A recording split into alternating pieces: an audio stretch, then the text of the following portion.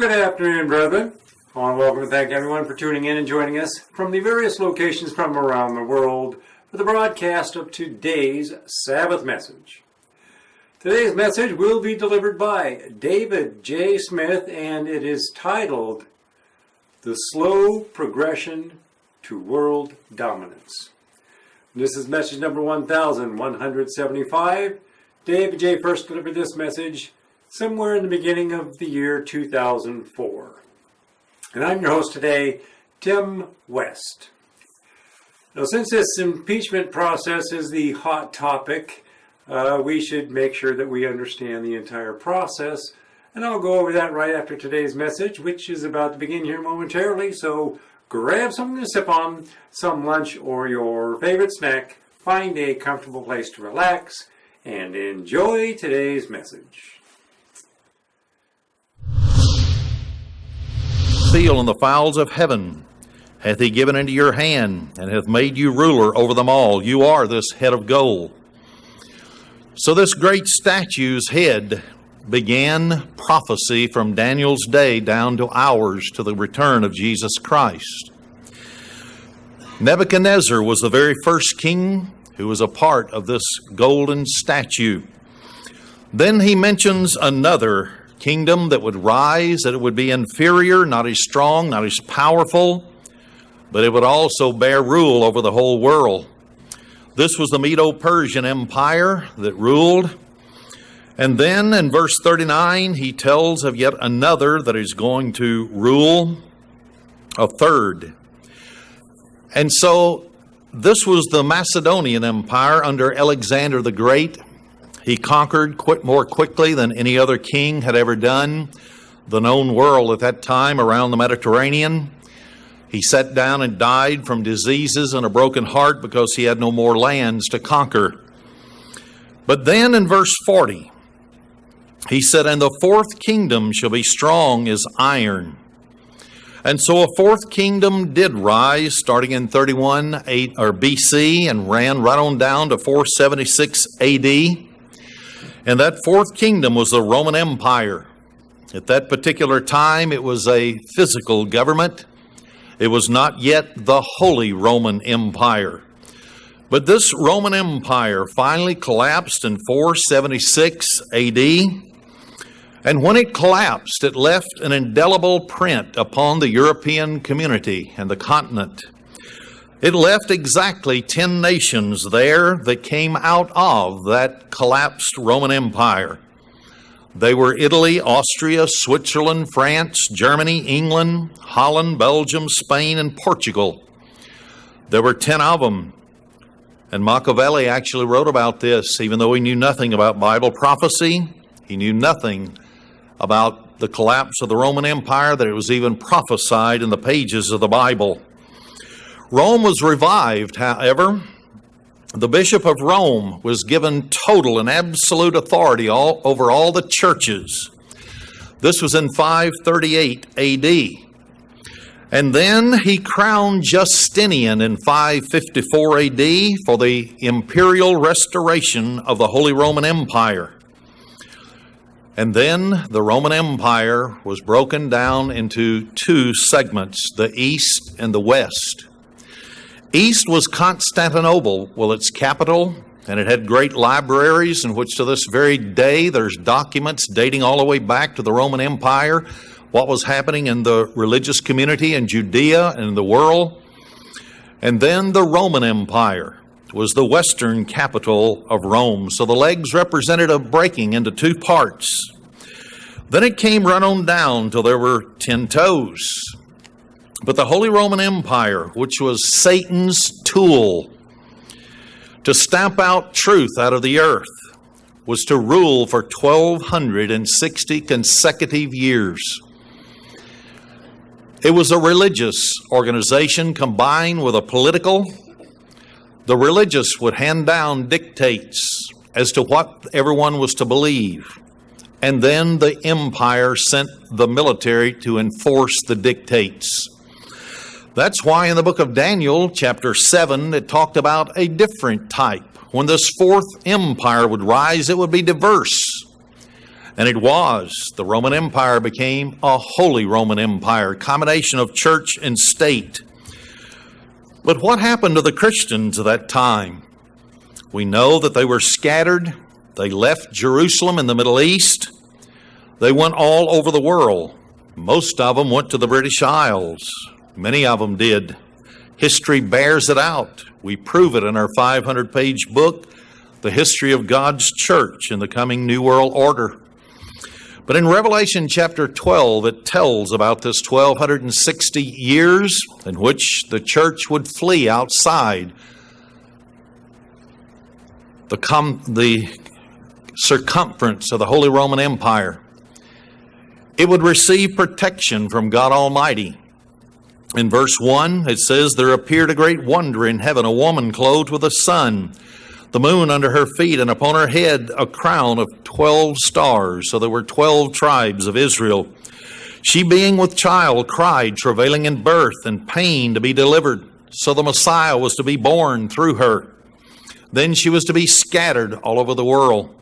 "And there appeared another wonder in heaven, and behold, a great red dragon." Verse 9 of the same chapter identifies the great red dragon as none other than Satan, the devil. "And he had 7 heads and 10 horns and 7 crowns upon his head." So there were 7 different world governments, starting all the way back with Nimrod right after the flood, that would culminate with the end of the age, all the way through Rome. And all of them were pagan, Gentile world governments. But the very last one would be different because it would have 10 toes, and it would be the one that would fight Jesus Christ. But notice what happened before that time. "And his tail drew the third part of the stars of heaven." In Revelation 1 verse 20, it shows that a star can be an angel. So Satan drew 1/3 of the angels to follow him. How long it took him to talk them into rebelling against God, none of us know. We just know that it happened. "And did cast them to the earth, and the dragon stood before the woman, which was ready to be delivered, for to devour her child as soon as it was born." So Jesus was born. Satan was there with his military. They were wanting to kill Jesus because they were fearful he would take over the crown, take over world government from the Roman Empire. Then verse 5, "And she brought forth a man-child." We know his name was Jesus because he would save the people from their sins. "Who was to rule all nations with a rod of iron. And her child was caught up unto God and to his throne." So he's our high priest today, atoning for the sins of those that have been called. And then in verse 6, "And the woman fled into the wilderness."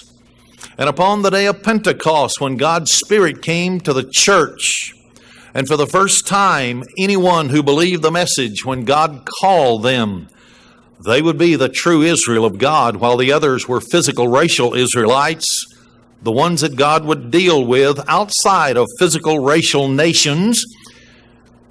He would deal with them to become kings and priests to rule with Jesus Christ. They would be judges during the 1,000-year reign of Jesus. These are the ones he began to deal with. So they fled where she has a place prepared of God that they should feed her 1,260 days. In the book of Numbers, chapter 14, verse 34, it shows that for every day that the spies went in and searched the land, because they brought a bad report, 10 of the 12, then God punished Israel. They would wander in the wilderness 40 years, a day for a year, until all those under the age of 20 died, and only the children would go in and inherit the land. So it is the principle of 1,260 days equal a year. For each day, 1,260 years. Something happened, however, during this period of time on May 1st, 1776, that helped prepare for the collapse of the last revival of this Holy Roman Empire. A man by the name of Adam Weishaupt, who was a Jesuit priest at Ingolstadt University, he taught canon law, but he hated God, and he became a worshiper of Satan. He started an ultra-secret organization called the Order of the Illuminati. It heads up all secret orders all over the world, no matter what it is. The Rosicrucians. It is over Freemasonry at the highest level. Their object was to overthrow all religion and all monarchs from one end of the world to the other. So there would be no one that would be able to stand against them. The Illuminati merged with the very highest level of Freemasonry in 1782 at the Congress of Wilhelmsbad in Germany. There was a man by the name of Comte de Verro. He was from France. He went to this Congress of Wilhelmsbad. He would ask when he came back what he had learned and what was revealed at this particular meeting. He said that he would never reveal the secrets, but he said that there was a conspiracy against the church, meaning the Catholic Church, and against the monarchy. And all those nations had individual monarchs. And that there was a conspiracy that was woven so well, it was so well thought out, that the church, meaning the Catholic Church and the monarchy, could not escape from it. They would be destroyed. And from that day forward, this particular gentleman, the Comte de Verro, spoke of Freemasonry only with horror, because he knew what had been declared and what had been decided. He knew that there was coming a problem of which no nation on earth would be able to get out from under the grips of it. The Illuminati sponsored the French Revolution. It was known as the Reign of Terror. It was short-lived, however. They weren't prepared, probably due to secret infiltration by agents of the Illuminati. Napoleon sent General Berthier and captured the Pope in 1798. Why is this important? Because in 538 AD, the Bishop of Rome was given all power over all the churches. And then in 1798, after he became the Pope in 610 AD, his official title, 1260 years later, he died in a prison in France. And then the Pope died in France, and that ended what we call the Holy Roman Empire. Also, probably through secret influence into the French government, which the Reign of Terror was fomented against, armies were raised and fought and defeated Napoleon in 1814 at the Battle of Waterloo. And so when you look from the very time when the Bishop of Rome crowned Justinian in 554 AD for the revival of the Holy Roman Empire, and you add 1260 years to it, you come to exactly 1814. So the Bible was correct. 1260 years, the church would be outside the influence of the Holy Roman Empire. It would destroy all knowledge, practically, of the Bible. Everything. It would change everything that is found in the pages of the Bible from the truth to a lie to deceive the whole world. Meanwhile, about this time, the United States of America had won its independence and declared so July 4th, 1776. The Constitution was accepted in September of 1787 because the time of the Illuminati was coming along right about the same time as the American Revolution. The Illuminati had no effect on its beginning and on the revolution itself. However, it wasn't long until they began to show themselves in America. Before ratification of the Constitution of the United States, a great patriot, Patrick Henry, who said, "Give me liberty or give me death," entered into the discussions and forced the unalienable rights, called the Bill of Rights, to be added to the Constitution. The word unalienable means non-changeable. You cannot change them, supposedly, if the people were guarding their freedoms. And so the Constitution was to be our safeguard. so that no one would ever take our freedoms from us. And in the Constitution and also in the Bill of Rights, it discusses that Congress only should coin money and regulate the value of it. It was very important because of their history on the European continent before coming and settling America. A man by the name of Mayer Rothschild, Mayer Amschel Rothschild, who had a red flag as his shield. He was an international banker.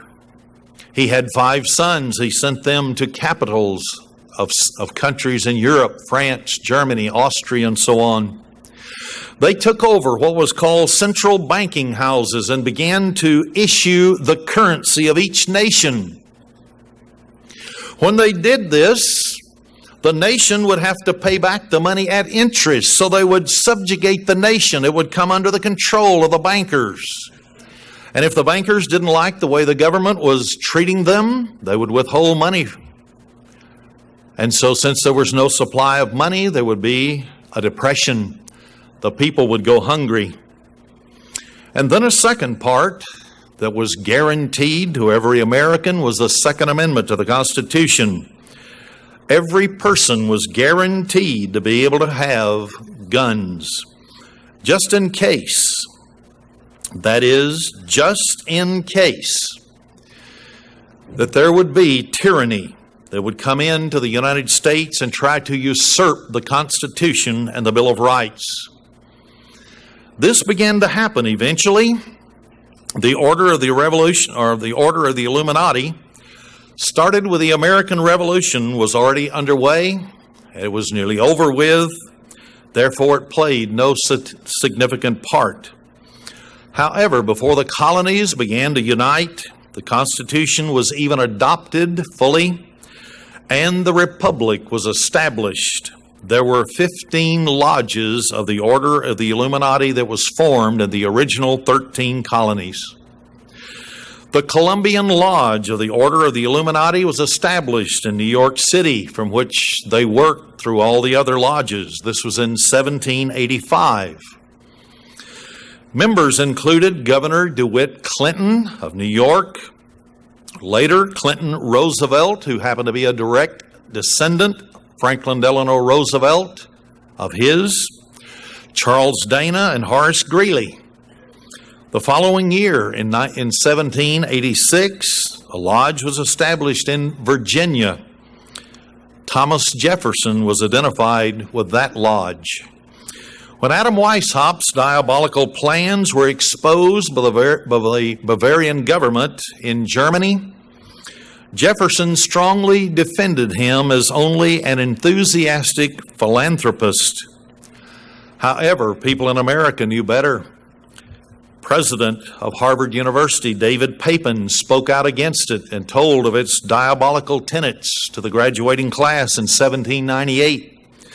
Also, President Timothy Dwight of Yale University gave a similar warning concerning the Illuminati.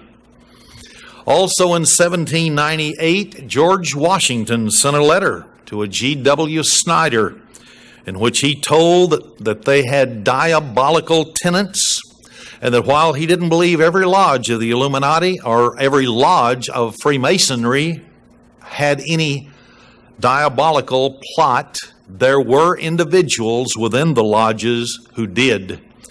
So there were warnings that the Illuminati was now on American shores. The Illuminati jumped continents, and it began in the United States of America. And so it was. In 1829, an American Illuminati member sponsored a series of lectures. This was by an English Illuminati member, Francis Wright.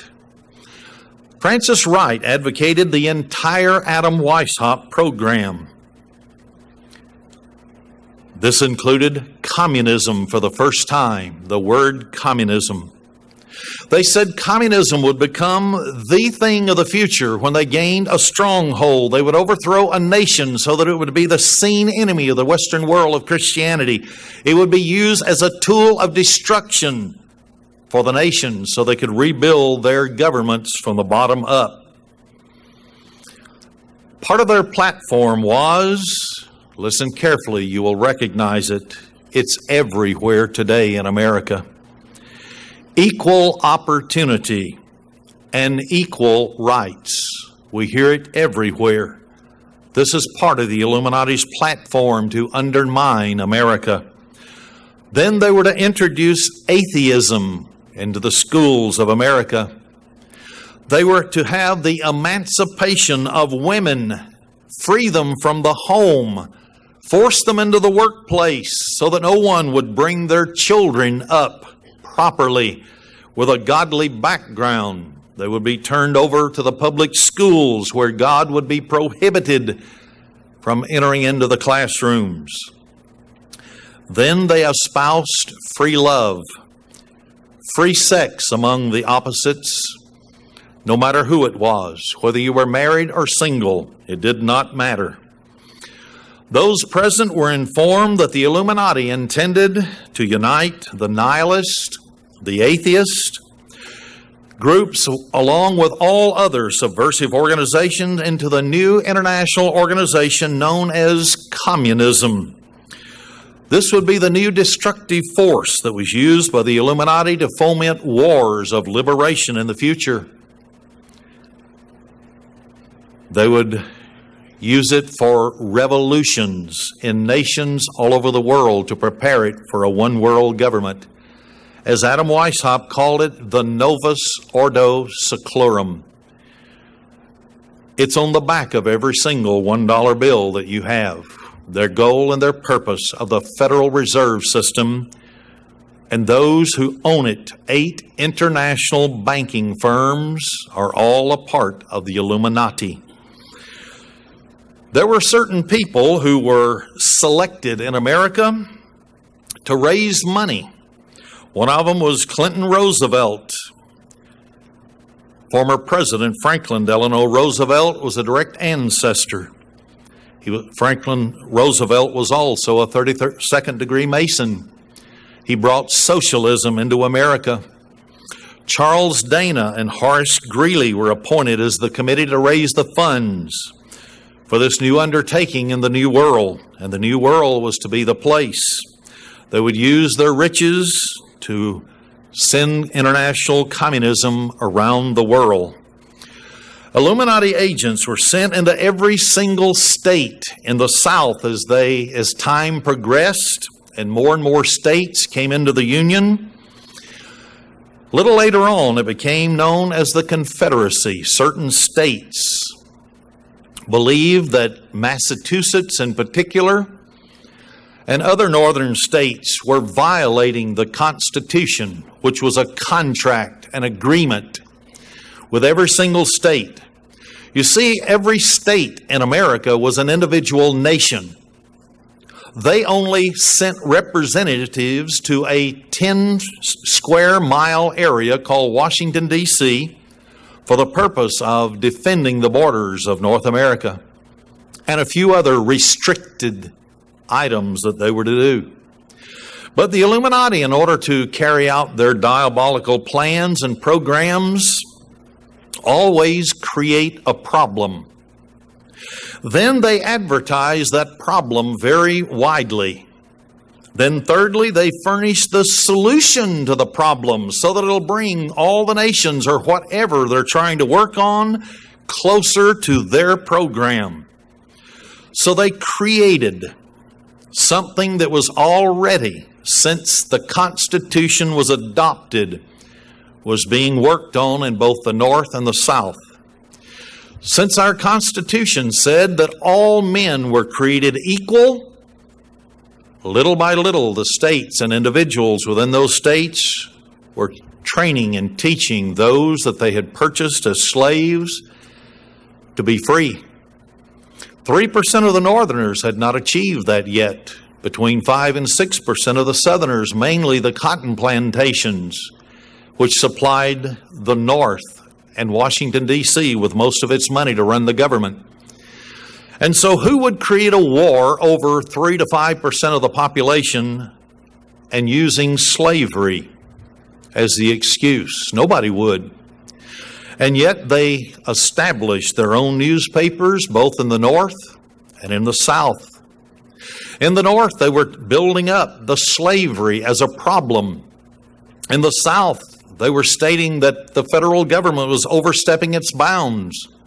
So the flames of secession began to grow in the South, and every single state in the South had been infiltrated by the Illuminati agents, and they were the ones, and we named them in our 500-page book, every one of them. They were the ones who had suggested leaving the Union, and they did.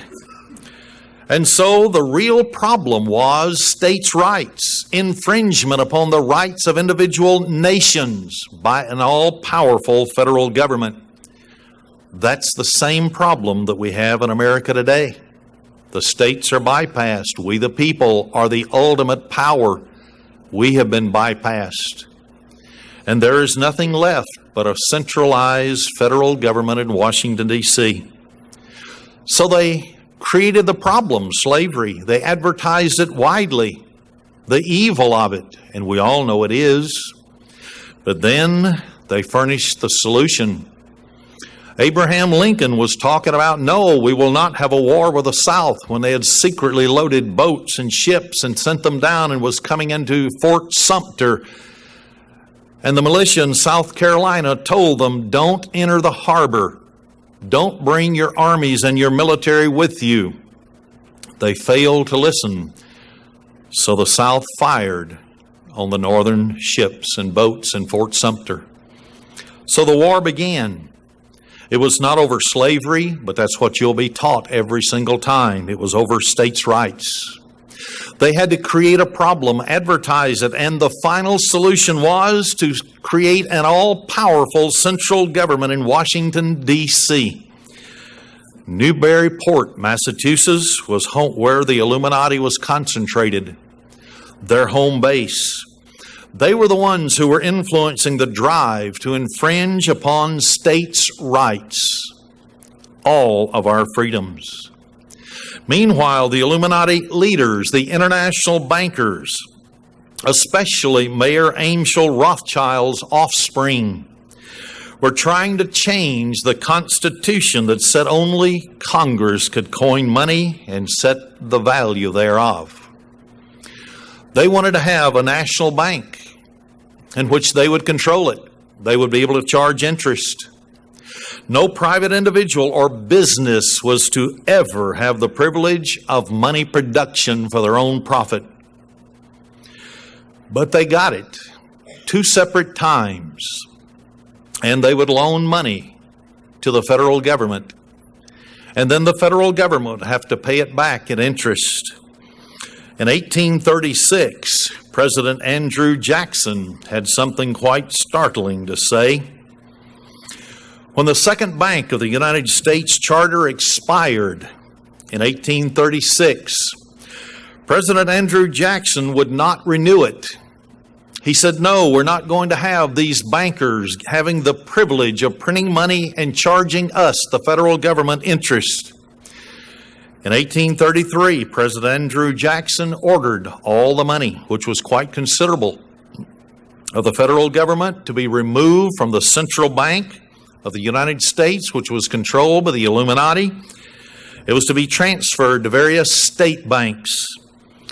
Nicholas Biddle, who was the head of the central bank for the Illuminati, was determined to undermine President Jackson by ordering a sharp reduction in loans throughout the banking system. What happened was that since he refused loans, there was a sharp contraction of money. Therefore, businesses could not operate. An economic panic took place. He purposely created a financial panic to blackmail the government in Washington, D.C. to recharter the bank. Andrew Jackson warned the American people, but it was short-lived. I'm quoting, "The bold effort the present bank has made to control the government, the distress it had wantonly produced, are but premonitions of the fate that awaits the American people should they be deluded into a perpetuation of this institution or the establishment of another like it. End of quote. He knew that a banking industry that produced money at interest, eventually the nation would go bankrupt. It would have to go into receivership into someone's hands. And so we can see there is now a slow progression of the Illuminati taking over the United States of America. It already had controls in Europe through all the banking houses there. They would create wars, one nation against another. If one nation tried not to pay back the money to the bankers, they would finance both sides of the war. And therefore, when the war was over, both would still have their land and their territory, their cities. It was called a balance of power. So they would keep one nation available to fight against another, just in case they began to catch on to their trickery. According to historian Arthur Schlesinger Jr., in his book, The Age of Jackson, page 6 and 7, President Jackson had told his Vice President Martin Van Buren, "The bank, Mr. Van Buren, is trying to kill me." And it was trying to assassinate him, trying to remove him so that he would no longer be an obstacle in their way of taking over the money system of America so they could control it. Because if they could get rid of the gold system, which was guaranteed in the Constitution, so many grams of silver or gold had to be in each coin. And then they fixed any paper currency upon the value of gold. And if they could only get rid of that standard, then they could print unlimited supplies of money. They could create inflation, deflation. They could create panics, total collapses of the economy if anybody stood up against them. They would control the destiny of every person in the country. In the middle of the war between the states, you notice I did not call it a civil war because it was not. It was a war between the states because of the reason for it. Violation of the 10th Amendment. The northern states, while President Abraham Lincoln was in office, passed the National Banking Act of 1863. I want you to hear in summary what this man, Abraham Lincoln, had to say concerning this National Banking Act. He said that there is a money power in America that's preying upon the nation. He said they're conspiring against the people in adverse times and then even in good times. He said that it is more dangerous than standing armies. He said that this money power being concentrated into the hands of a few people unnerves him and cause him to tremble for the future of his country. He said this money power, when they would aggregate all the money and the wealth into the hands of a few, the republic would be destroyed. What has happened in America today?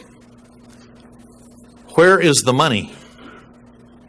You go into every little city in America and you have two things that is prominent: the bank and the mortuary. Every city. They're always beautiful, the most fantastic buildings in the county or in the city.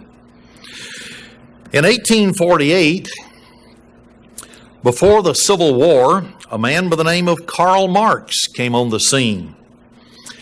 He belonged to a branch of the Illuminati called the League of the Just. He was of no consequence. He couldn't even support his family. Several of his children died of malnutrition.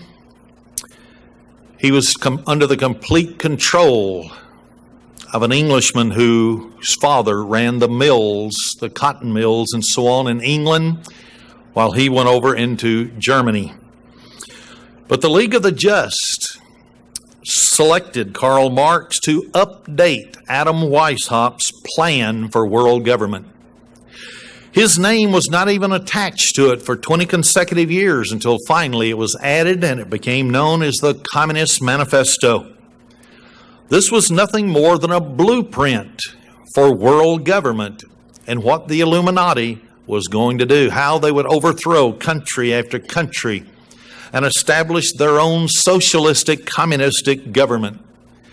The whole program was to create a communist man. They didn't believe in the Bible. They didn't know the only way to change human nature was the Holy Spirit of God. They believed the economic situation of all mankind determined the future, determined happiness.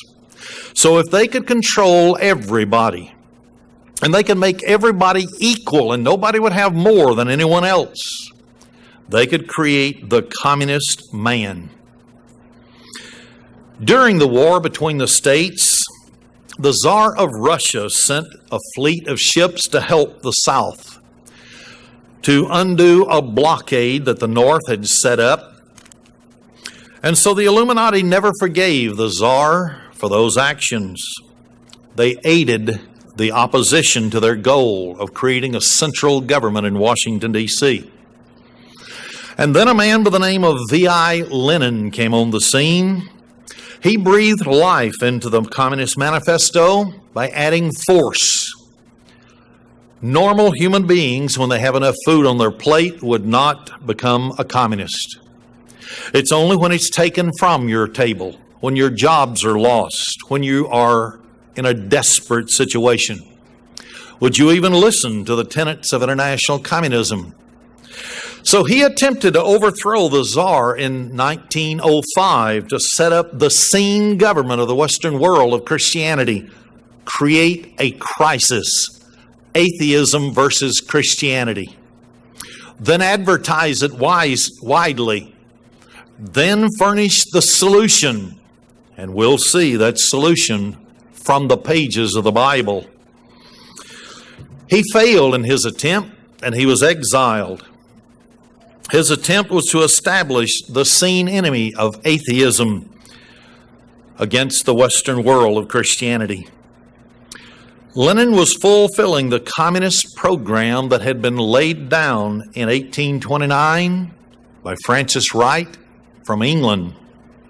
And then Albert Pike, who laid down the program to the second person after Adam Weishaupt died. Giuseppe Mazzini took over the leadership of the Illuminati. He was from Italy. He was a revolutionary. He headed up the revolutionary arm of the Illuminati, while a man in the United States of America by the name of Albert Pike entombed 13 blocks from the White House. He was from Newburyport, Massachusetts, and when they were to infiltrate the South, he went to Arkansas. And he was the one that led the rebellion of Arkansas, the secession from the Union. He was the head of the secret society, the ancient and accepted Scottish rite of Freemasonry all over the world, the religious arm of it, while Giuseppe Mazzini headed up the revolutionary arm. So on August 15th, 1871, he laid down his pronouncements as to how they were to achieve world government by the close of the 20th century or early into the 21st century by the dawning of the age of Aquarius. They went by the movement of the stars. So there was a very remarkable letter that was dated August 15th, 1871, that for many, many years was on display in the British Museum Library in London. It was removed when a Rothschild became one of the board of directors. Anyway, Albert Pike gave in great detail to Mazzini their Luciferian plan for world domination. They outline many, many revolutionary wars under the name of communism. And then they said there would be 3 world wars. And in the 3rd World War, notice who it would be between. He said that we, meaning the Illuminati, shall unleash the nihilists, the atheists, and we shall provoke a formidable social cataclysm with such great horror that it'll show to the nations the savagery of atheism. In other words, being guided without any principles, without any morals. And he said they would actually destroy atheism and communism in this war, and Christianity, because atheism would be pitted against Christianity. When this destruction of both Christianity and atheism came, there would be a great disillusionment in the Christian world. They would want to worship someone, but apparently their God was helpless. And so they would turn all of their adoration to the pure doctrine of Lucifer. Lucifer's name was changed to Satan. When you realize Revelation 13:2 tells us who this end-time world government receives its power from, it's the dragon, none other than Satan the devil. Albert Pike had already written to all the heads of all the lodges of Freemasonry all over the world. These are the 33rd degree, hand-selected to know the goals of world government. Those in the lower degrees know nothing about it. They're not told anything about the program. He wrote to them and said, Lucifer is God, and that we must maintain our belief in Lucifer, that he is the God of light and the God of good. So this is who is leading the way today, right now, for world government. The people that are behind world government are no more atheists than a donkey. They are very religious. They worship Lucifer with a passion. This is why they're achieving so much, because God has allowed it. God allowed it, nobody else. He's working out his program here below. And that program is going to culminate with the return of Jesus Christ to this world, to establish the kingdom of God and to save mankind from Lucifer and from himself. After the 1907 panic that was caused by the bankers in the United States, another man came on the scene that has slowly but surely influenced the movement of world government in the United States and the collapse of our states' rights and the promoting of an all-powerful central government in Washington, D.C. This was a mysterious Colonel Edward Mandell House, and he came from Austin, Texas. He was a front man for the international Illuminati bankers that were located in Europe, in England, and in New York City. He became the right-hand man of President Woodrow Wilson. President Wilson said that Mr. House was his second personality. Everything that he's recommended to me, I would have done it anyway. We think just alike. In the autumn of 1912, immediately after the presidential election, when Wilson was elected for the first term as a president, a book was published in the United States by the title Philip Drew, Administrator. Colonel House was the author, according to his autobiography. In this particular book, Colonel House outlined plans for a central bank. Remember, it had been rejected twice after 4 years of operation in America. But he said a central bank needed to be established. It was the very next year, the Federal Reserve System in 1913. Then he said that the income tax on individuals needed to be established. Now, both of these were planks of the Communist Manifesto found in the book with Karl Marx's name attached to it. He also said in the pages of that book, Philip Drew, Administrator, that socialism was to be America's government as dreamed of by Karl Marx. On the inside front cover was a quote from Giuseppe Mazzini, the head of the Illuminati from 1834 to 1872. So Colonel House was a direct agent of the Illuminati working for world government to bring socialism to America, to implement Satan, Lucifer's program of world government.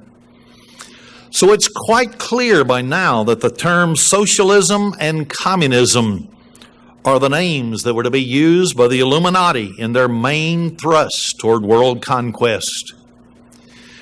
Just because they say communism has collapsed and they're moving to a market economy does not mean that that's true. I will state it from their own words in a moment, showing that they are trying to trick the West. For a couple of centuries prior to this particular time, the international bankers had reaped vast fortunes in Europe. They would finance the various nations and all of their wars with one another. History records that these nations were being plundered, they were being pillaged, they were being bled dry by war debts to the bankers. And in every single case, there was only one group that ever won in a war. Not a nation, but the bankers. They got richer and they gained more control every time. To be exact, Mayer Amschel Rothschild, who founded, basically, international communism through his secret organizations, said, "Give me control of the money and it doesn't matter who makes the laws." And that's true. It's been true in America ever since that. And with the advent of the Federal Reserve System and the income tax that came along about that same time in 1913, the way was now clear to siphon off the wealth of the American people, clean out the pocketbooks of the American people. The vast resources of America would now be manipulated and go into the hands of the very few. They would marshal all the wealth to themselves in their diabolical plan, and it didn't matter who made the laws because they controlled the wealth. They could bribe, they could pay off congressmen. That's why they got the 17th Amendment passed, so that the state Senate and representatives could not appoint a senator. They had to be elected by the people. And when there was a general election, they went to Washington, D.C., and they could be bribed. But when you were not elected by the people, you were appointed, you were held to an oath of office that if you did not do exactly what you were told and try to uphold the Constitution and prevent tyranny, you could be tried in a state court. Now this was gone. The people knew. The people of the Illuminati knew that their time had come. Many patriotic Americans recognize the dangers that are inherent in the Federal Reserve System. There was a conservative by the name of Henry Cabot Lodge Sr. Others of his family became agents of the Illuminati. But he wasn't. He said that if the bankers got hold of our money system, they would submerge the gold standard in a flood of irredeemable paper currency. And I challenge anyone, go to a Federal Reserve Bank with a Federal Reserve $100 bill, ask them for gold or for silver. They'll look at you, show you out the door. Their note means nothing, but when you look in laws on blacks' law books and other law books in America, you'll find that a note means you must pay someone upon demand. But the Federal Reserve does not have to pay anybody anything. It's nothing but a worthless, irredeemable piece of paper. It is only good if the people accept it. Charles Lindbergh Sr., who was the father of the famous aviator, stated, and I quote, "The invisible government by the money power will create inflation whenever the trust wants inflation." End of quote. So the only way that inflation can ever exist, ever, is when you overprint paper currency. There's only two organizations that can do that: the Federal Reserve System and the federal government of Washington, D.C. You don't cause inflation. Nobody else does. Only the overprinting of paper money and flooding the market with it. Then you have the same number of dollars chasing the same product. You have many, many times the number of dollars chasing the same product. And so inflation occurs. So when Greenspan or his soon successor comes along and says the economy is becoming overheated, we've got to raise interest rates, know that it's a bald-faced lie.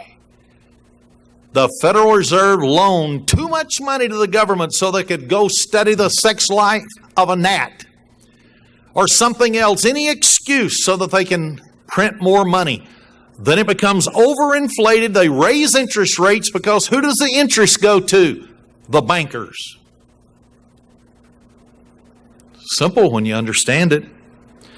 And so the Federal Reserve System is the number one enemy of the people of the United States of America because they control the laws. They are the ones who are getting all of the legislation passed through their agents to control the guns also.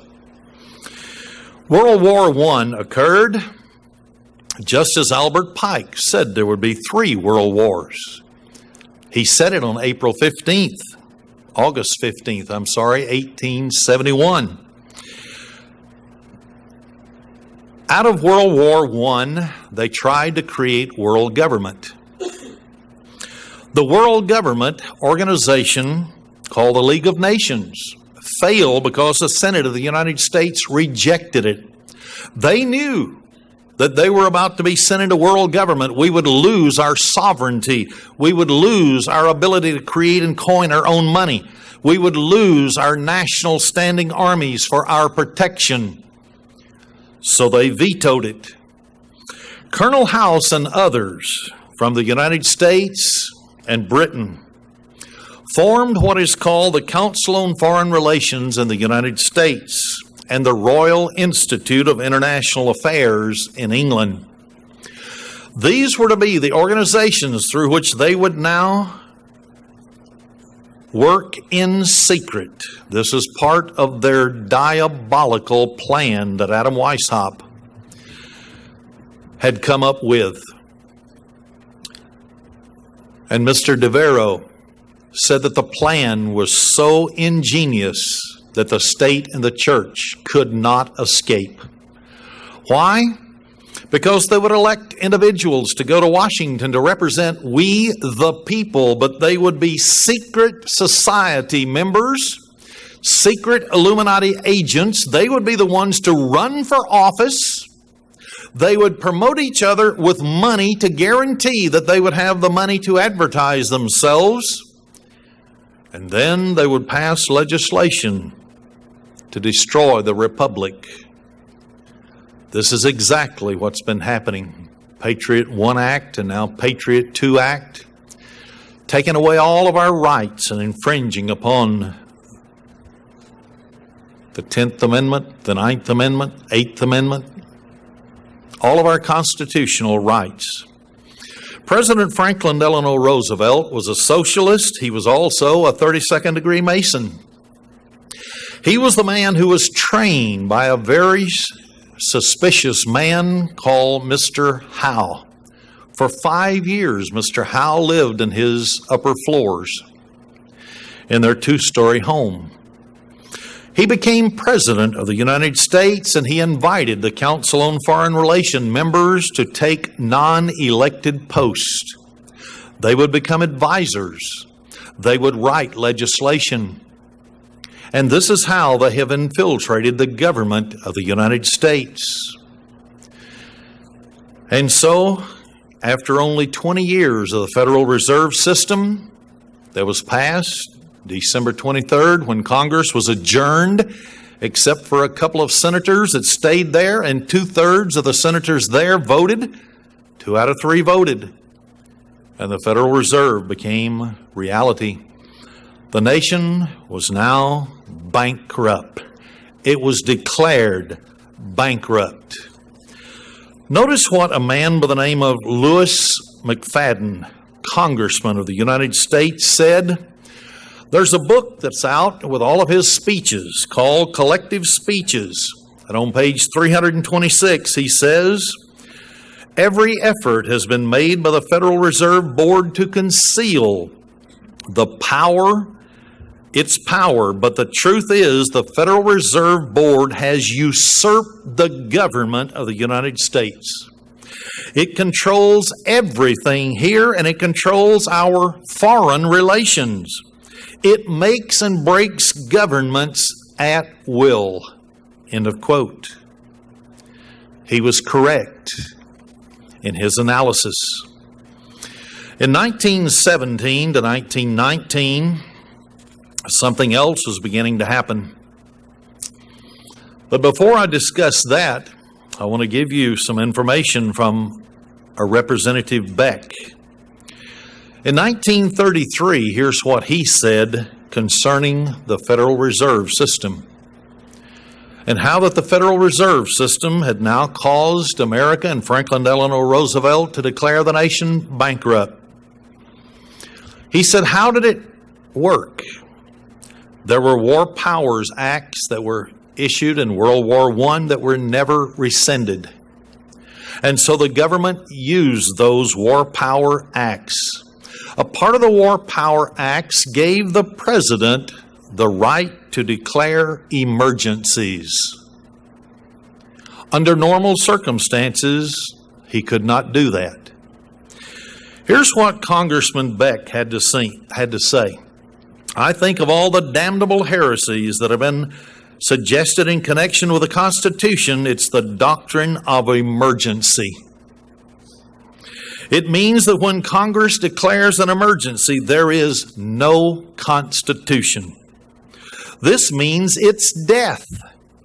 But the Constitution of the United States, as a restraining influence in keeping the federal government within the carefully prescribed channels of power, is dying, if not dead.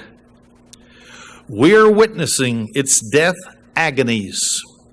For when this bill becomes law, if unhappily it becomes law, and it did, there is no longer any workable constitution to keep the Congress within the limits of its constitutional powers. Amazing. Now we understand why we have no constitution to fall back upon anymore. Congressmen can pass laws that trample all over our God-given rights that are placed in the Constitution and the Bill of Rights. It means nothing to them anymore because when we've been declared under a state of emergency since World War I, and it's never been lifted, so they can do anything they want to at any time, and they don't have to answer to we the people. However, there was another man by the name of James Traficant Jr. from Ohio. He was a representative. He was walking on the toes of those in power, and he was explaining to the American people what had happened to them. So they had to drum up some type of illegal charge to get him off the streets and shut his mouth. They did. He stated that the United States federal government has been dissolved by the Emergency Banking Act of March 9th, 1933. He went on to state where it could be found in the public laws, 89-719.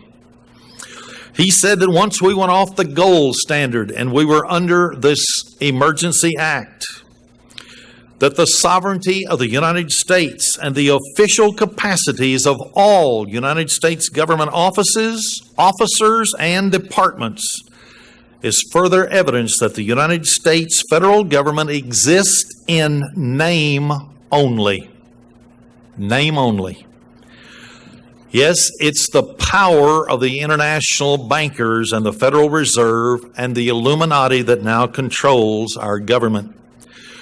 They had decided that they were going to change our form of government from a republican constitutional form to a democracy.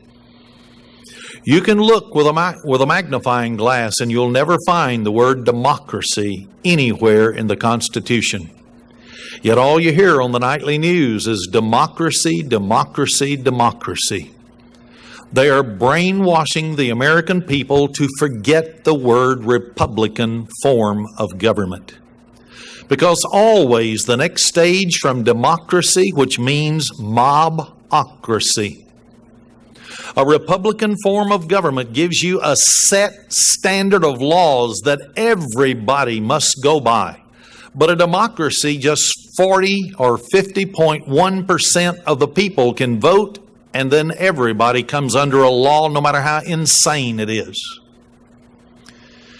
And so our founding fathers said that a democracy was the most vile form of government ever imposed upon man, and within 50 years it always goes to socialism, communism. Always. History bears it out. Well, that's exactly what they want. Meanwhile, back in 1917 to 19, V.I. Lenin, who had been expelled in 1905, deported out of Russia, was financed by American and British and European bankers to go into Russia, overthrow the Tsar. And then they would begin their wars of liberation once they controlled that government. They would support it. Western world would support international communism in secret. So V.I. Lenin laid down another part of the program that they would develop. He said, first we'll take Eastern Europe. So at the end of World War II, as the last 2 years when America would not go in and win the war, but they just lollygagged along, allowing Russia with American Lend-Lease materials to march across Eastern Europe and subjugate 11 countries. Over 100 million people went behind the Iron Curtain. Stage one of his three-part program had been fulfilled. And then when Stalin of Russia, Roosevelt of the United States, and Churchill of England sat down and signed the final treaty, it gave those countries to Russia. Step one, Eastern Europe taken. Then they said they would take the masses of Asia. So Chiang Kai-shek, our ally, trained in America, going to establish a constitutional republic for the Chinese people. All of his military was cut off, all of his parts, so that his planes, his guns, the ammunition was no longer supplied, so he couldn't defend the Chinese people. So Mao Zedong, supplied by Russia with American Lend-Lease war materials, took Communist China, the greatest catch of all. And then the domino theory began to take place. Nation after nation in Southeast Asia fell. To finally, plan two of Lenin of taking the masses of Asia was accomplished. Slowly but surely, world government is ascending out of the bottomless pit. Then Lenin's third program was, we will surround the United States and it will fall. So they began to come into Central America, Nicaragua, San Salvador, Guatemala. Then they came into South America and Chile, Argentina, Venezuela, Colombia, to where they're nearly on the brink of every one of those nations collapsing. The entire educational system is controlled by communists in Mexico, and they have communist revolutionaries in the southern part of Mexico. And as they go, they kill all the Indian tribes and so on, preparing for the day when they'll come through the soft underbelly of the United States along the Mexican-American border. You wonder why all our troops are being sent out of the country to fight wars on terrorism? United Nations, UN programs in 100 countries to eliminate the military so that they cannot protect us from the soft underbelly infiltration and eventual movement into California, New Mexico, Arizona, and Texas if possible. The Illuminati fomented the Second World War, ended with the creation of a communist United Nations organization. Most people in America have never read the history of the founding of the United Nations. How the 43 members of the Council on Foreign Relations, founded by Colonel Marx or Colonel Edward Mandell House, saying that he wanted a Marxist socialist government from America. These people were trained and went out there to San Francisco and wrote the charter. Who was it? American Communist Alger Hiss, proven in a court of law that he was a communist. All 42 out of the 43 rather, were later found to be communists within 7 years after the charter was founded. Alger Hiss wrote it along with a communist from Russia. By agreement, the head of the United Nations military would always be a communist. No wonder we couldn't win the Vietnam War, the Korean War. We had to tell all of our plans to a communist. Then he would tell the communists in North Korea, South Korea, and then in Vietnam, where America was to strike next. Then in 1961, slowly but surely, they were taken over, helping to finance the overthrow on every continent in the world, even the African continent, for international communism. So world government, world dominance is slowly but surely creeping up, and Bible prophecy is happening. But it is so slow sometimes it nearly puts even the very elect asleep, waiting for it to happen. But we know that we're on the brink. It's just a matter of when God removes His angels that's holding it back, and suddenly it'll be an astonishment to the world. But John F. Kennedy became President of the United States, and most people don't realize that he was a member of the Council on Foreign Relations, the Massachusetts Council. And so it was on September 1st, 1961, the United States government, with his signature, filed with the United Nations organization, the Secretary General, a plan for the transfer of our military establishment to the United Nations organization. This was public document coming from the State Department. It was to surrender our government. It was called State Department publication number 7277, entitled Freedom from War, the United States Program for General and Complete Disarmament in a Peaceful World. The goal is to place the defense of American citizens in the hands of the communist-dominated United Nations Security Council.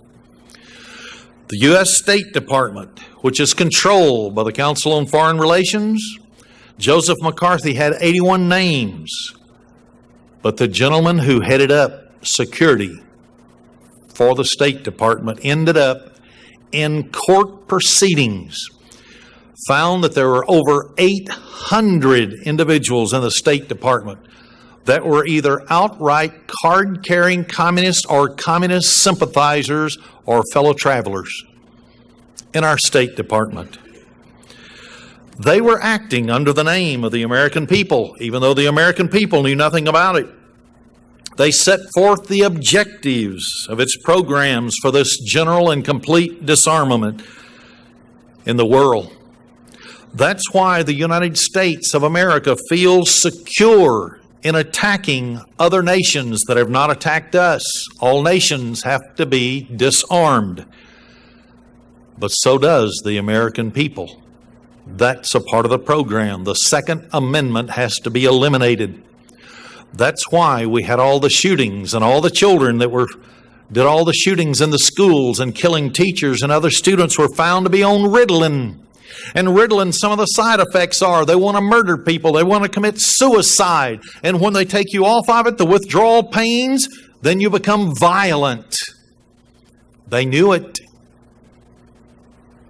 And so they had to have a way to get the guns out of the people. So they passed laws to control guns and instant background checks. Then because of these instant background checks, you think you're going to have your gun standing right there in a matter of minutes. And sometimes it takes 5 to 6 weeks or even up to months to get your gun. You know what the FBI says? Fill out a report of complaint. Send it to us.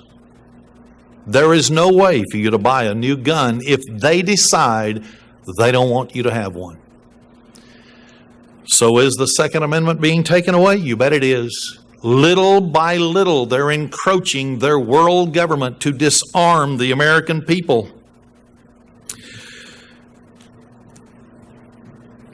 There was a statement in a book.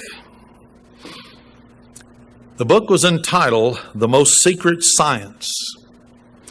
It was written by retired Air Force Colonel Archibald Roberts.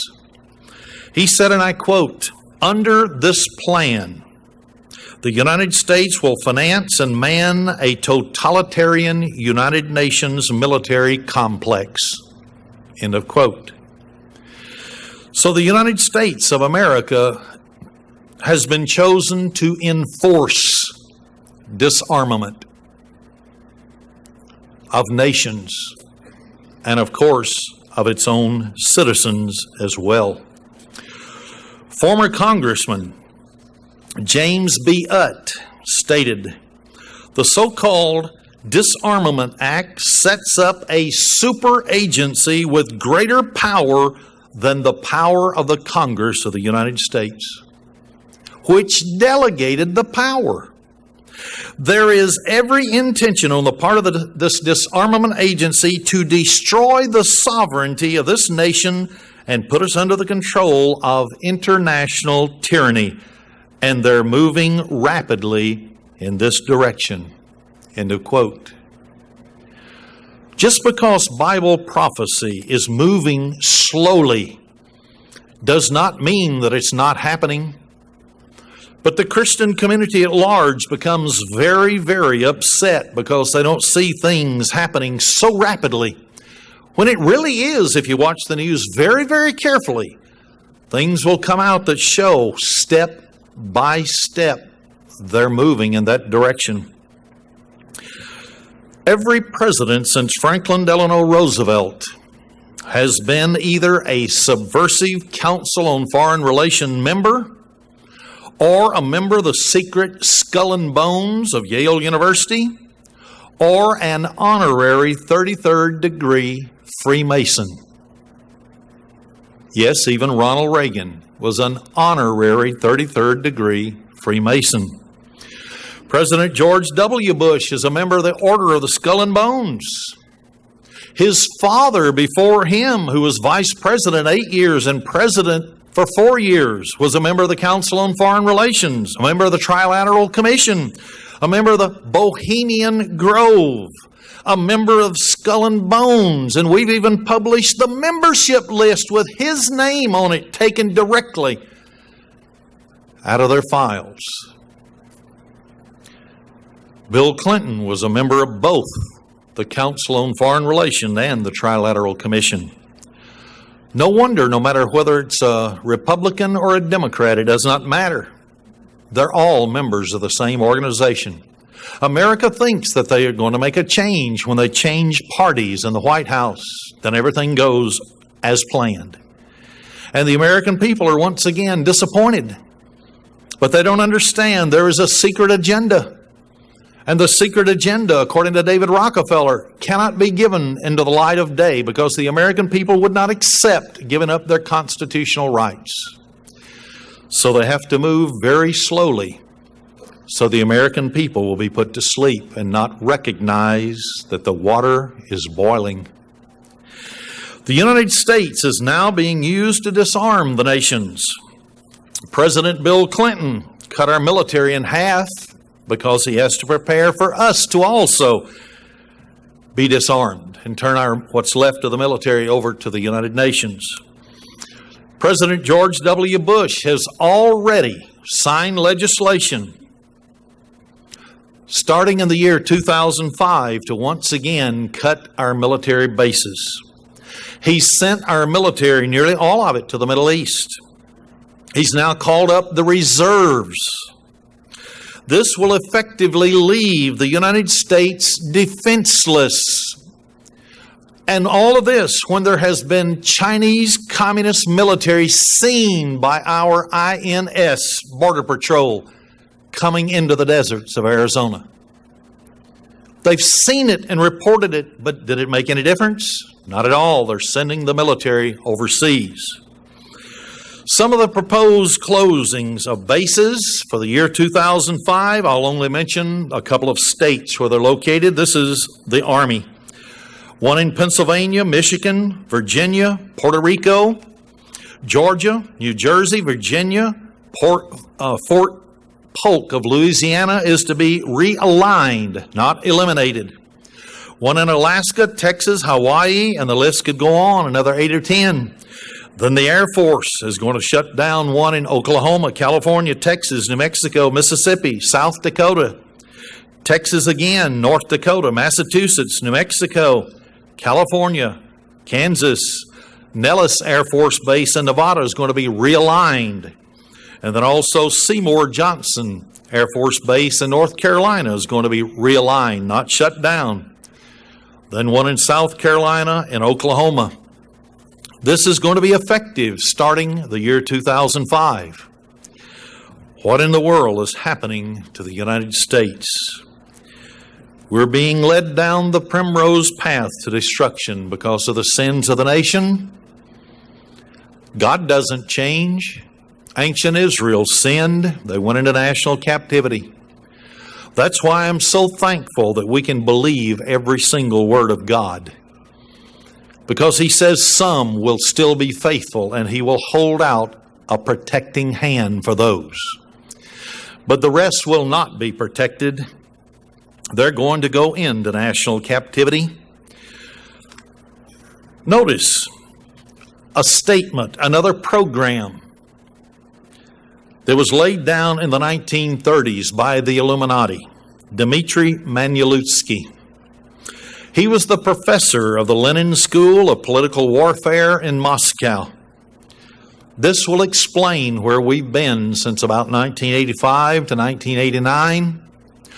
Why Gorbachev came to America. He could have been elected president, and yet he was one time the head of the KGB. Then he was the head of all international communism, ruthless, murdered millions through his words.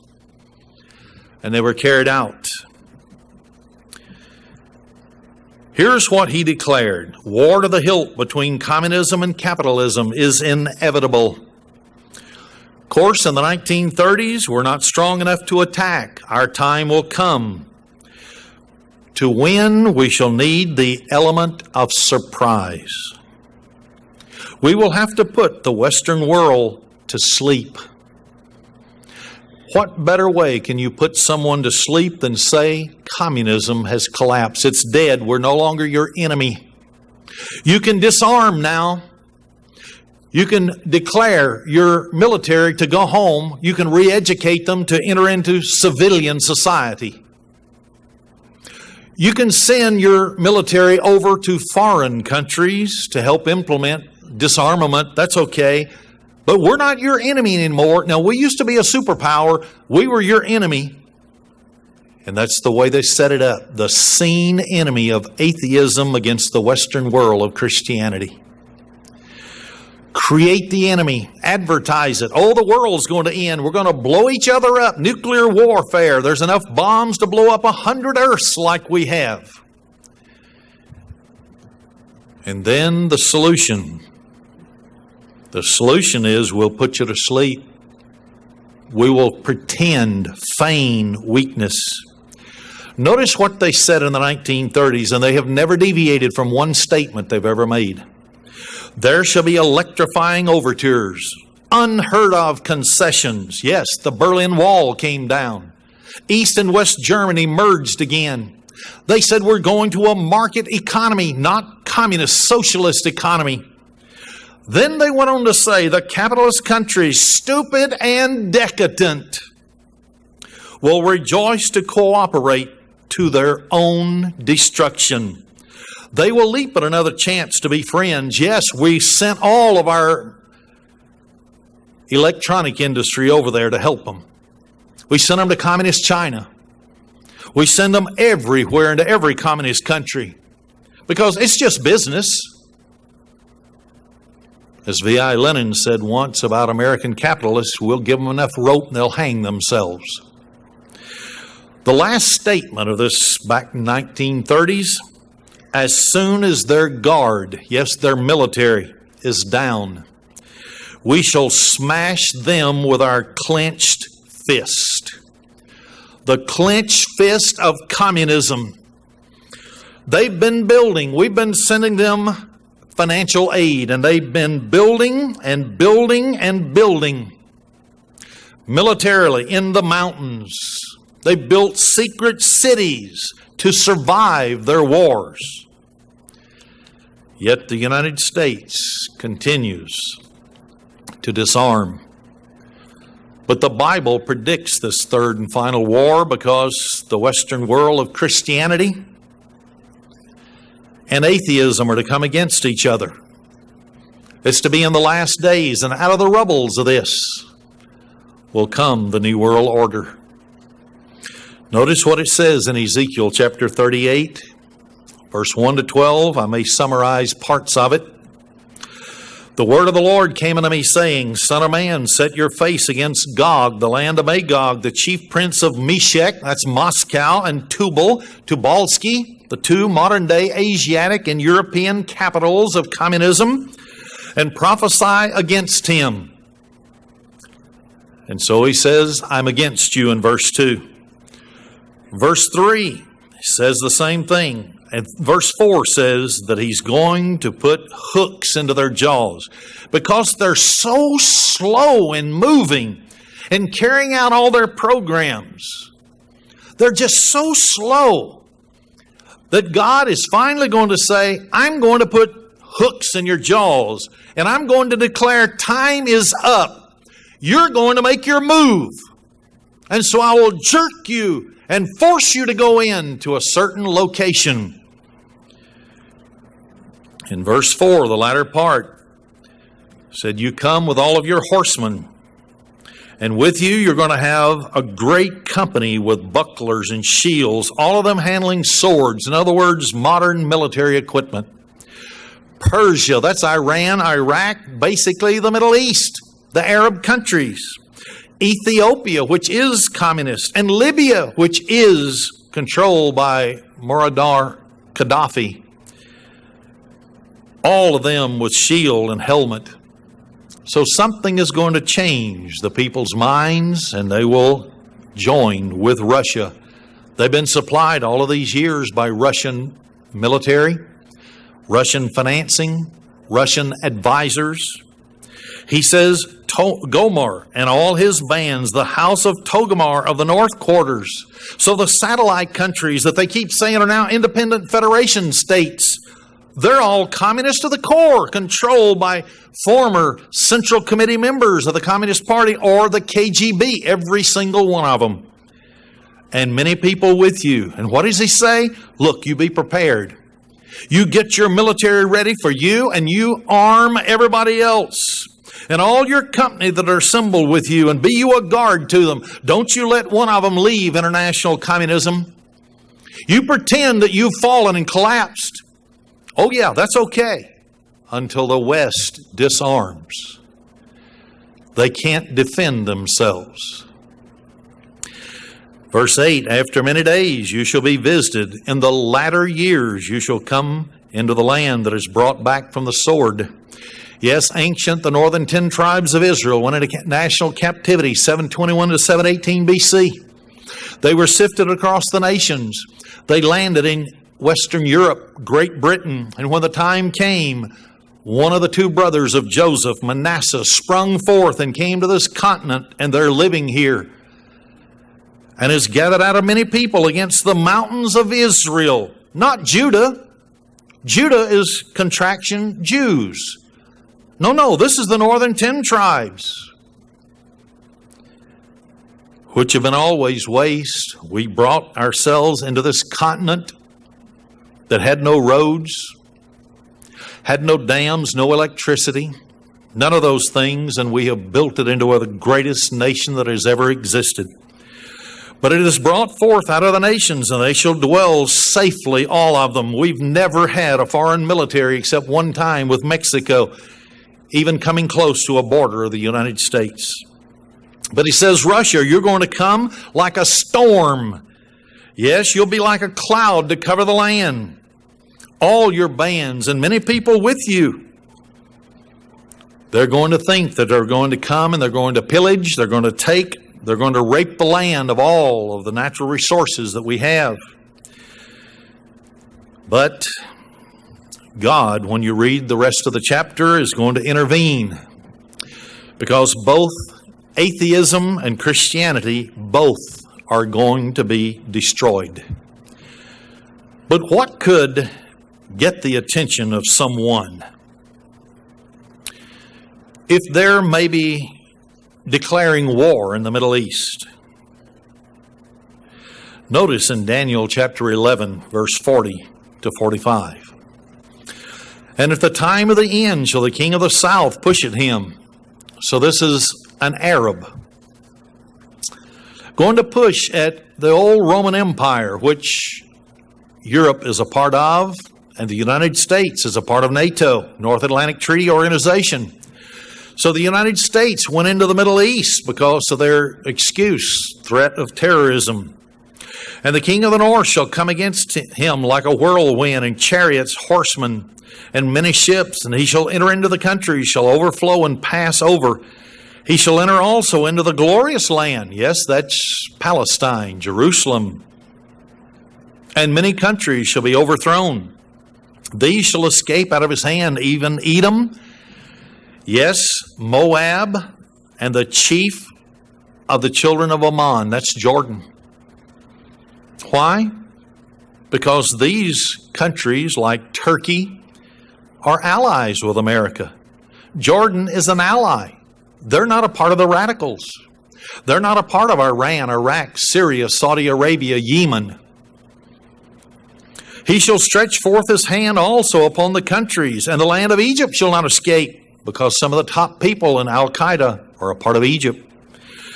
But he shall have power over the treasures of gold, silver, everything in the Middle East. That's precious black oil. And the Libyans and Ethiopians shall be at his steps. Both of those are either communist Ethiopia or a very staunch ally. But tidings out of the east. What is straight east of Palestine? Communist China. And out of the north. What's straight north of Jerusalem? Moscow. Communist Russia shall trouble him. Therefore he shall go forth with great fury to destroy, and utterly to make away many. And he shall plant the tabernacles of his palace between the seas and the glorious holy mountain. Yet he shall come to his end, and none shall help him. When he comes to his end, does that mean that both atheism and Christianity is going to be destroyed? He'll have no more military to fight? Does it mean that now the Third World War that Albert Pike said will be over? Does the Bible show exactly what's going to happen? And if we don't think a former KGB agent by the name of Vladimir Putin, who heads Russia, if we have doubts about him securing himself and remaining in charge of Russia, you can let all your doubts go away. The Financial Times of London in the United States edition states that Russian election boosts Putin. It puts him into a dictatorship. He is calling all the shots in Russia today. He will not deviate from the plan. Their plan is to surround the United States, and it'll collapse. They're going to use the soft underbelly of the United States against us. Then there is coming the factor of who's going to be in control after this great war destroys both atheism and Christianity. In the middle 1970s, barcodes began to appear on all the products being sold across America. Then they went around the world. And in the very description of these barcodes, it said that it was for buying and selling. It was to mark the products so that they could be bought and sold. Inventory. You know, it's very interesting. We published many magazines back in the early 1980s. We showed the barcodes on human foreheads. We even showed the socialist NEA Journal Senior Scholastics that went out to all the high schools in America with barcodes on the heads of the students. And this was to be in the future. Everyone would be marked for buying and selling in the new economic situation that the world would find itself. But then there's other technology that has been on the drawing board now for some time. It's to begin in the year 2005. Walmart, which just happens to be the second largest corporation on earth, is leading the push for what they call radio frequency identification. It's to go on every product. Little radio waves go out and they're read by the scanners. Here it is out of the Dallas Morning News. And anybody that won't go along with it, Walmart says, will be left behind and be out of the system. It's very interesting to me what it says in Revelation 13, verse 16 and 17, because when this end-time dictatorship comes on the scene, as Albert Pike said, who was a direct agent of Lucifer, he said after the Third World War, that's when the whole world would accept Lucifer and the pure doctrines of Lucifer as God. But in Revelation 13, 16, and 17, this person that comes on the scene as a religious individual will work miracles before the world dictator. And he causes all, both small and great, rich and poor, free and bond, to receive a mark in the right hand or in their foreheads, that no man might buy or sell. So it has to do with business. Whether you buy groceries, whether you buy food products for your children, for your home, an automobile for transportation to go to your jobs, save he that had the mark or the name of the beast or the number of his name. So everybody's going to be in the same situation, no matter who it is. There's only going to be one group of people that will be outside of the system. Those are the ones that have so lived their life right now properly before God. And when they saw they were wrong, they would lay down pride and admit, I was wrong. The Bible's right. I'm the one that's got to be wrong. I will go according to what the Bible says. They are the ones that are going to be protected. And Christians who will not lay down their pride, but will hold on to their errors, will go through this great tribulation time. They will either take the mark to buy or sell, or they will be martyred. This will be the way that they're going to separate those of God from those who are not. Those on God's side and Jesus Christ are Lucifer's side. And so the time will come when there will be a separation. But in Revelation 13 also, in verse 3, because there were these 7 heads, 7 governments that would rise from Nimrod's day, the original Babylon, right on up through the Roman Empire, then its continuous revival.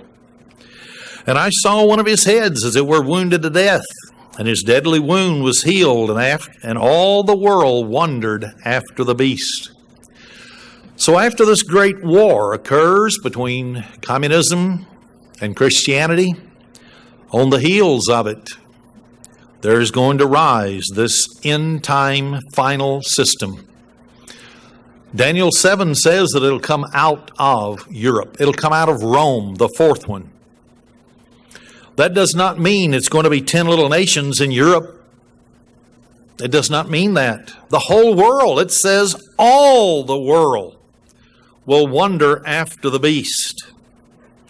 And then even in verse 7, it says all kindreds and tongues and nations will come under the power of this organization, governmental organization. But notice what it does say in Daniel chapter 2. Daniel chapter 2, back where we started the message. Verse 41 and 42. And whereas you saw the feet and the toes, there are 10 toes. And it would be part of potter's clay, part of iron. And you look at conferences that are held around the world. You have the G7 and now G8 countries. Those are the ones with solid economics in their country. The countries that are not third and fourth world. The United States, Canada, Great Britain, Germany, and so on, Japan. The economic giants of the world, they're going to be part of iron. The rest are going to be miry clay, you might say. Verse 42, and as the toes of the feet were part of iron, part of clay, so the kingdom shall be partly strong and partly broken. So there were 10 toes. But what does this have to do? Is this 10 kings? Is it? We'll see. Look at what it says in verse 44 and 45. Same chapter. And in the days of these kings, and it was just talking about the toes. These is plural. Not just the one person that the Christian community calls the Antichrist, but there will be 10 kings. In the days of these kings shall the God of heaven set up a kingdom. Way back in 1976, the Club of Rome, a think tank for one-worlders, laid out the world. We published it on the front cover of some of our magazines back in the 1970s. Or 1980s, I'm sorry, showing the world divided up into 10 global kingdoms. 10, the whole world. Just like it said, they would bear rule over all peoples, languages. And so the 10 kings, or the 10 toes, represent the world divided into 10 global groupings of nations. And in the days of these plural kings, that's when this final end time system is going to be established. Once again, Revelation chapter 13, verse 1. And I stood upon the sand of the sea and saw a beast rise up out of the sea, having 7 heads and 10 horns, and upon his horns 10 crowns. Who wears crowns? Kings do. Or if there is no male, a queen, like Queen Elizabeth. But it will be 10. There will be a world government with 10 individual groupings of nations according to their economic situation. Each one will be ruled over by a king. And then all of them will give their power unto one individual who will be over the 10. Does the Bible say that? You bet it does. Notice what it says in Revelation 17. Revelation 17, remember those horns that were wearing 10 crowns. Verse 12 to 14. And the 10 horns which you saw are 10 kings. It says it specifically, which have received no kingdom as yet. Why? They're waiting for the right and precise time in history, but receive power as kings 1 hour with a beast. Here he is, the world dictator, and 10 kings ruling over the 10 divided kingdoms of the world. These, that's plural, have one mind and shall give their power and strength unto the beast. He's the world dictator. The false prophet is going to do miracles in front of this great world dictator, and all the nations of the world are going to fall for him. They'll worship him as if he were God. These, notice, the 10 kings, along with this one world dictator, shall make war with the Lamb, and the Lamb shall overcome them. For he's Lord of lords and King of kings, and they that are with him are called, chosen, and faithful. So here we see something very exciting. These 10 kings that are ruled over by this one person claiming to be God, but he's inspired by Lucifer, Satan the devil, will be in full swing. They will rule all powerfully.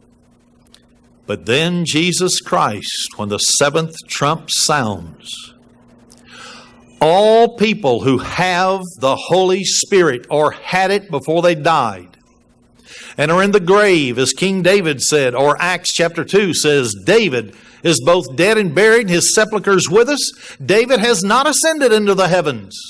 All that are in their graves are going to come out of their graves with a new body. And those of us who are standing alive will come out of this body with a new glorified body. And we will meet Jesus Christ in the air. We will be at the marriage supper of the Lamb in chapter 19 of Revelation, verse 7 to 10. And we will receive our rulership position. That's who God's calling today. Rulers, kings, priests, Revelation 5, verse 9 and 10 says so. Revelation 20, verse 4 and verse 6 says so. And when you read to the 7 churches in Revelation 2 and 3, he reiterates it. They're going to rule. This is our job. This is why we're training in the laws of God today, so that we can administer the laws. But Jesus Christ is going to overthrow this system. And then there are individuals with them that were first called. Then they were chosen because they repented and started obeying God. Then they were faithful in that obedience to the very 7th trump or their death, whichever occurred first. But notice now in Revelation 19, verse 11 to 16. Here's Jesus returning. And I saw heaven open, and behold, a white horse, and he that sat upon him was called Faithful and True. And in righteousness he does judge and make war. His eyes were as a flame of fire. On his head were many crowns, showing the various offices of Jesus: high priest, King of kings, Lord of lords. And he had a name written that no man knew but he himself, and he was clothed with a vesture dipped in blood, yes, the shed blood for the sins of the world. And his name is called the Word of God, John 1, verse 1 to 3. And verse 14 identifies it as Jesus Christ. And the armies which were in heaven followed him upon white horses, clothed in fine linen, white and clean. That's the saints, because verse 7 to 10 says that the saints will be dressed in clothing of fine linen, white and clean, and that represents the righteousness of the saints. Out of his mouth, verse 15, goes a sharp sword, that with it he should smite the nations. He shall rule them with a rod of iron, and he treads the winepress of the fierceness of the wrath of Almighty God. And he has on his vesture and on his thigh a name written, King of kings and Lord of lords. He's going to be all powerful, but he's King of kings. You and others like us from righteous Abel are the other kings. He is the great super Lord of the world. But you and everybody that's had God's Holy Spirit, that have been called, chosen, and remained faithful until their death, as the apostles did, or us who will be facing either death or the change instantly in the twinkling of an eye. We will be there if we've remained faithful. Notice verse 19 to 21. I saw the beast and the kings, plural, those 10 of the earth, and their armies gathered together to make war against him that sat on the horse and against his army. And the beast was taken. That's the great dictator over the world that claims to be God, sitting in the temple of God. And with him the false prophet that worked miracles before him, which he deceived them that had received the mark of the beast, and them that had worshipped the beast. These both were cast alive into a lake of fire burning with brimstone. And the remnant were slain with the sword of him that sat upon the horse, which sword proceeded out of his mouth. That's figurative language. And all the fowls were filled with their flesh. The victory, in spite of this slow rising conspiracy for world government by Satan and his agents, human agents, they think they're doing a God a service. They think when you are found, and if you're not in this place in the wilderness called safety, with divine protection, and they put an individual Christian to death, they will think they're doing God a service. John 16, 1-2 says so. But it will be the wrong God. It'll be Lucifer, Satan. They will honestly believe they're doing him a service by ridding the heretics out of the earth, when in reality, they are in the wrong. The victory will be in Jesus Christ. It'll be His. The victory will be for the called, the chosen, and the faithful. Brethren, I want you to never, ever, ever forget the concluding statement that I'm going to make today. This concluding statement is so powerful if you listen to it, if you understand it from the depths of your being, and that if you will act upon the Word of God in your personal life, this is your scripture. Just those who have the Holy Spirit, who are to become kings and priests, to judge the nations under Jesus Christ. Luke chapter 12, verse 29 to verse 32. And seek not you what you shall eat and what you shall drink, neither be you doubtful of mind. For all these things do the nations of the world seek after, and your Father knows that you have need of these things. But seek rather you the kingdom of God, and all these things shall be added unto you. In other words, you don't have to worry. You'll be taken care of while you're in the flesh right now. No matter what circumstances may seem to come across your path, God knows that we have to eat, keep ourselves clean, live out of the elements. Fear not, little flock, for it is your Father's good pleasure to give you the kingdom. Brethren, will you accept it? Hello again, brethren. Thank you for joining us, and I hope everyone enjoyed the message today titled The Slow Progression to World Dominance. Okay, since this impeachment is such a hot topic right now, let's make sure that we know the entire process and what it's all about. So impeachment was established by the framers of the Constitution. The purpose was to have a way to accuse the president of a crime and to hold a trial to determine if the president is guilty of that crime. Now, there are two specific actions that could lead to impeachment and the removal of a president from office, which are laid out in the Constitution, and those are treason and bribery.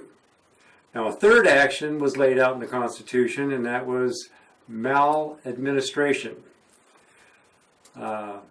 James Madison at that time of Virginia objected to using that term because it was far too vague. So James Mason then substituted with the term other high crimes and misdemeanors in addition to the treason and bribery terms. Mason's revision was accepted without further debate, but over time it was determined that the revision or the revised phrase failed to clarify what exactly constituted impeachable offenses. And the misdemeanors, those of course were not defined in the Constitution, making impeachment on that basis a bit more difficult. So by design, it is not easy to get rid of a president. So here are the steps in the process of impeaching a president. First, an impeachment resolution must be introduced, and it must be introduced by a member of the House of Representatives. The Speaker of the House must then direct the United States House Committee on Judiciary, which that's a special committee within the House, and they direct them to hold a hearing on the resolution to decide whether to put the measure to a vote by the full chamber, and of course when to have such a vote.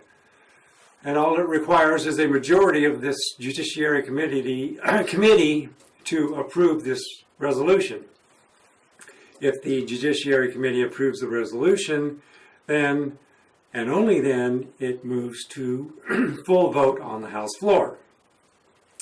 This step also requires a simple majority for those present and voting in the House to approve an article of impeachment. Then the president is impeached, and 2 articles were approved in President Trump's voting session. President Trump has been impeached. So far, those steps have all been satisfied. Now, the procedure will move, of course, to the Senate, where a trial will be held to determine if the president committed a crime. Members of the House serve as managers in the Senate trial, and these managers serve a similar role as prosecutors do in a criminal trial. They're the ones that present evidence during the procedure. The president, of course, would have counsel to represent him during this Senate trial. The Chief Justice of the United States Supreme Court presides over the trial, and the senators all listen to the evidence presented, including closing arguments from each side. And then they retire to deliberate. After the deliberation, the senators then reconvene and vote on whether the president is guilty or not guilty of the crimes that he's accused of. And it takes 2/3 vote of the Senate to convict. If the president is found guilty, he's removed from office, and the vice president is sworn in as president.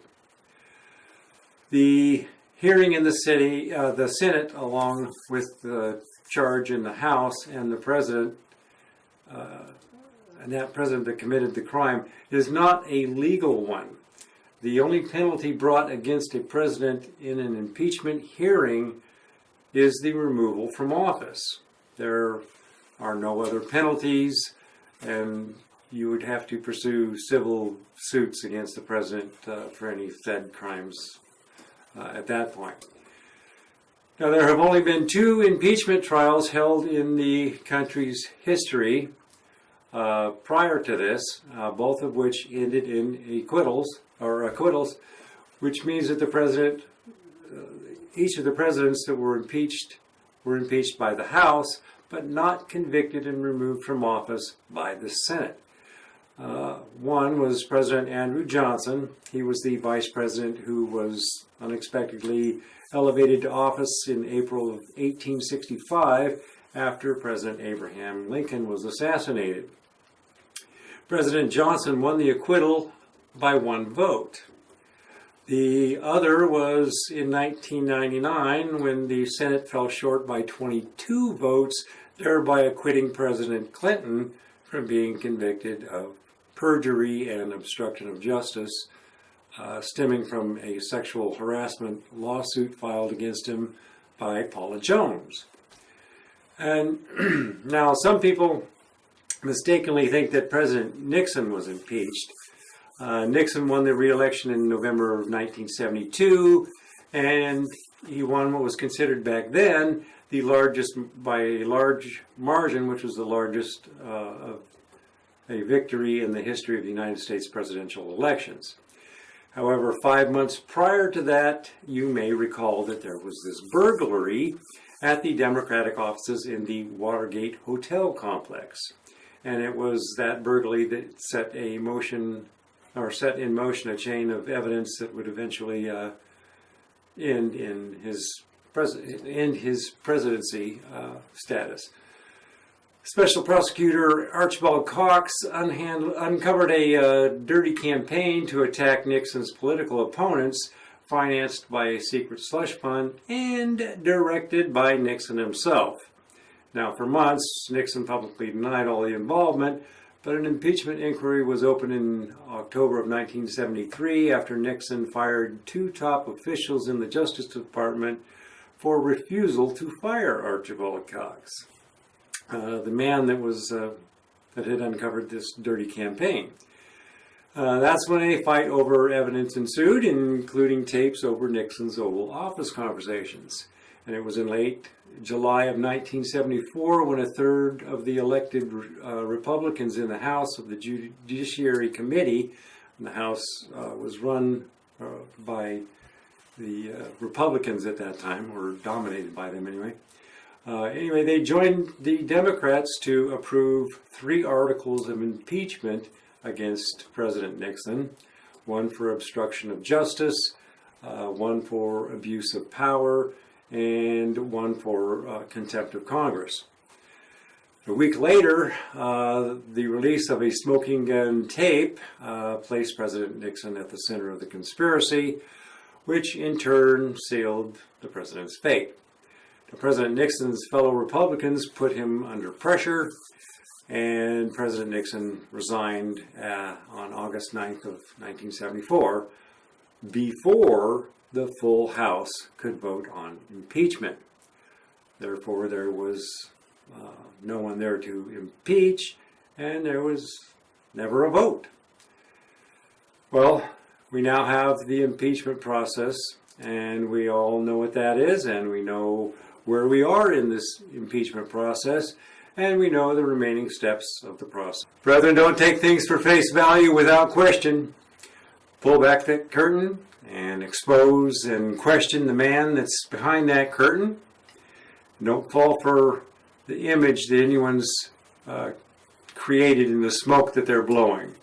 They're just putting on a show. They keep everybody preoccupied with things that are useless to our eternity. They've gotten everyone addicted to smartphones, which you hold in your hand, and they are moving that technology from holding to wearing, going from holding it with the body to wearing it on the body, and next will be embedding it in the body. God is showing us how Satan and his minions are building his beast system. So as Christians, we need to pay attention. We need to think for ourselves. We can't allow ourselves to fall for any of this deceit.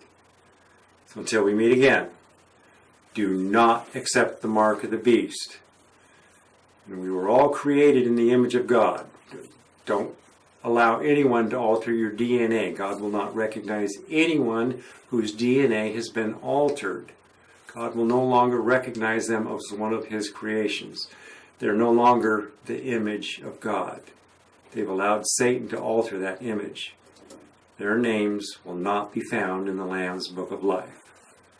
So, brethren, let's make all our days worthy of God's blessings.